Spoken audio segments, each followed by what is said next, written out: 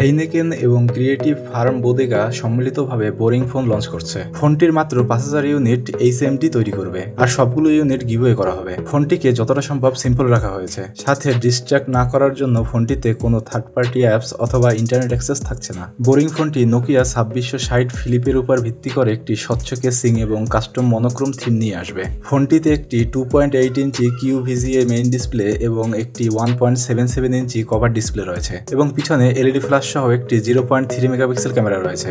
সাথে ডিভাইসটিতে ভক্তদের প্রিয় স্নেক গেম, এফএম রেডিও এবং একটি হেডফোন জ্যাক রয়েছে। বোরিং ফোন 4G সংযোগ সমর্থন করে এবং সাথে ডুয়েল সিম স্লট রয়েছে।